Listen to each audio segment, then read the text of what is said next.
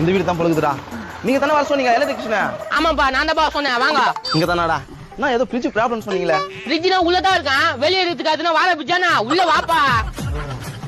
இதான் போகல பழைய மாடல் பொழுதுதா. வாங்கி ஒரு வருஷம் கூட ஆளு பழைய மாடல் என்ற ஒரு வருஷத்து மாடல்னு சொன்னேன். நல்லா சொன்னேன். நீ கவலைப்படாத முடிச்சிடலாம். பல்லு வலிக்கலையா? மறந்துட்டேன்ப்பா. நல்லா மந்த நான் பாருப்பா. நான் பாக்குறேன், நீ போய் உட்காருங்க. ஃப்ரிட்ஜ் ஏன் ஓடலன்னு பாக்க சொன்னா சுத்தி சுத்தி பாத்து நிக்கிறான். கேள்வி மேல கேள்வி கேட்டுங்க. அதை போய் உட்காருப்பா. சரி சரி நீ பாரு. தண்ணியா இருக்குதுடா. வந்த வேலை ஈஸியா முடிஞ்சிச்சு. என்னப்பா ரொம்ப செலவு வச்சிருமானா? ஃப்ரிட்ஜ் ஓடுது. என்னப்பா ஆச்சரியமா இருக்குதா? கோயில் இந்த ஒரு ஸ்க்ரூ டிரைவர் கூட அடிக்கல ஃப்ரிட்ஜ் ஓடுன்றீங்க. எங்க கைடா சாப்பிட்டியா? கேட்டுங்க. பரவாயில்லப்பா. எவ்வளவு காசு?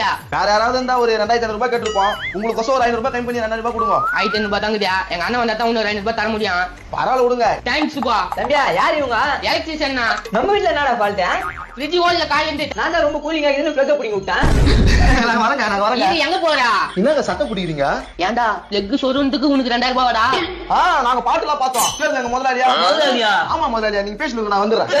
முதலாளி 2000 ரூபாய் கூட எல்லாம் புரிஞ்சிருக்கேன்.